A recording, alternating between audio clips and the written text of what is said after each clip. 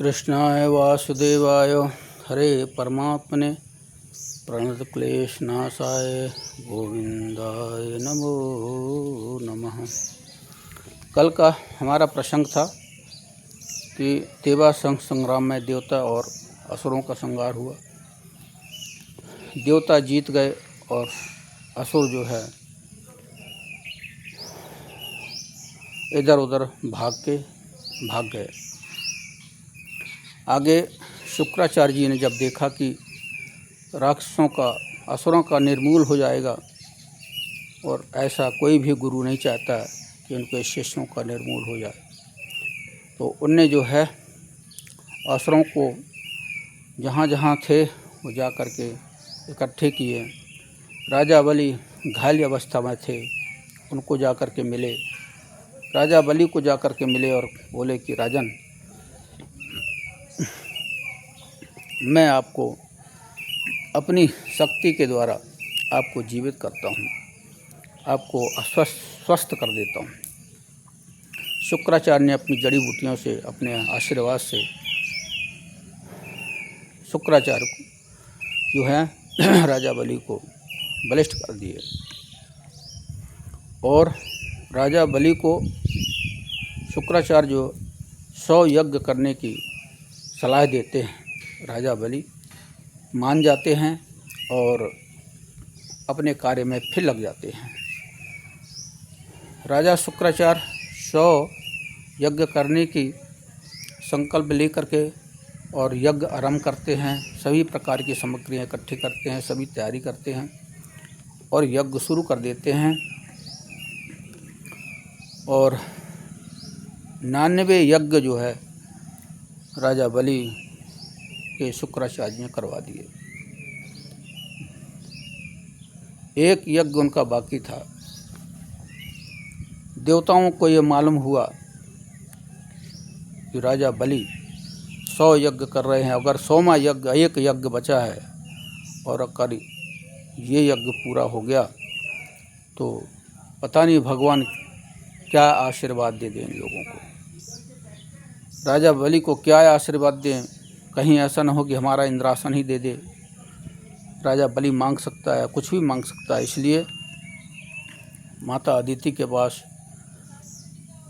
गए, कश्यप ऋषि के पास गए और ब्रह्मा जी के पास गए और ब्रह्मा जी से प्रार्थना की, प्रभु कुछ करो, क्योंकि राजा ने 100 यज्ञ पूरे करने में एक यज्ञ बाकी है और आखिरी संकल्प लेने जा रहा है।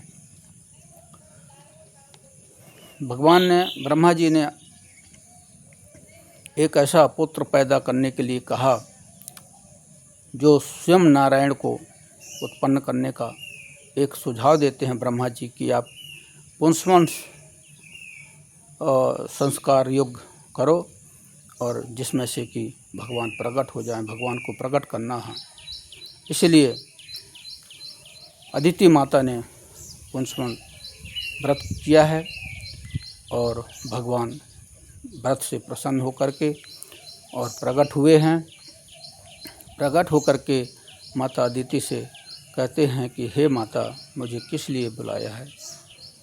तो उन्होंने कहा कि हे प्रभु, देवताओं के ऊपर बहुत बड़ा संकट है, इसलिए उस संकट का निवारण करना है आपको।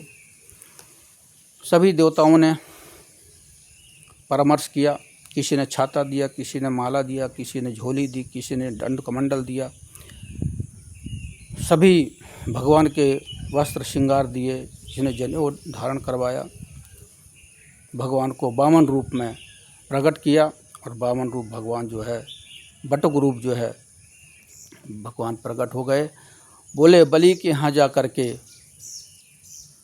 बलि से देवताओं के लिए रक्षा करना है। भगवान जानते थे कि हमें क्या करना है, इनकी रक्षा कैसे होगी। भगवान जो है राजा बलि के यहाँ दरबार में पहुँचते हैं।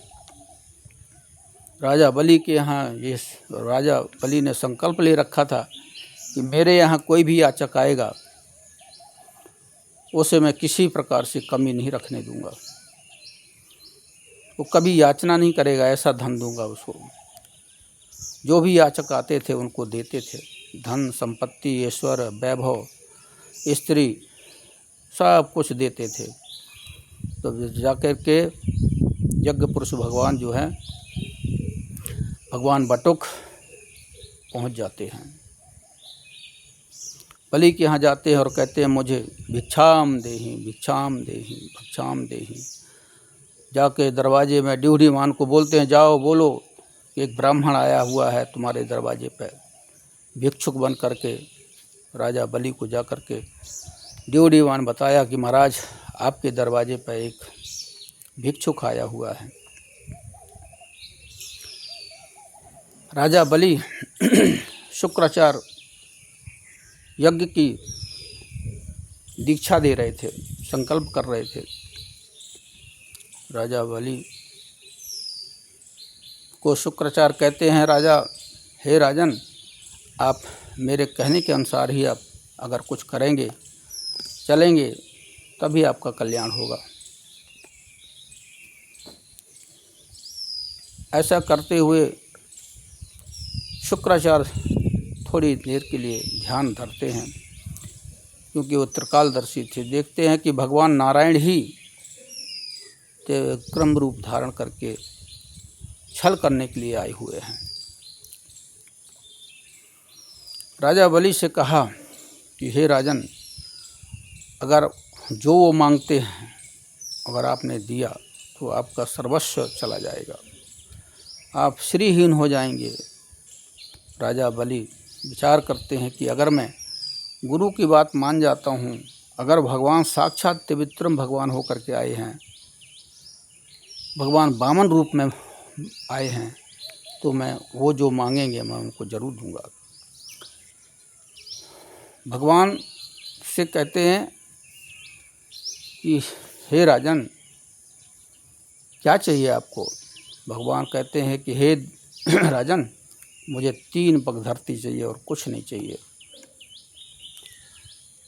तो राजा बलि जो थे वो 3 पग धरती देने के लिए कहते हैं, प्रभु आप धन स्त्री वैभव संपत्ति जो भी आपको चाहिए, 3 पग धरती से आपको क्या होगा प्रभु। आप तो बहुत सारी धन मांग लीजिए, बहुत सारी ज़मीन मांग लीजिए, बहुत सारे रत्न मांग लीजिए, मेरे को तो एक प्रसन्नता नहीं होगी कि आप जो है 3 पग धरती मांग रहे हैं प्रभु, ये तो मेरे लिए अपमान है। राजन, भगवान कहते हैं, राजन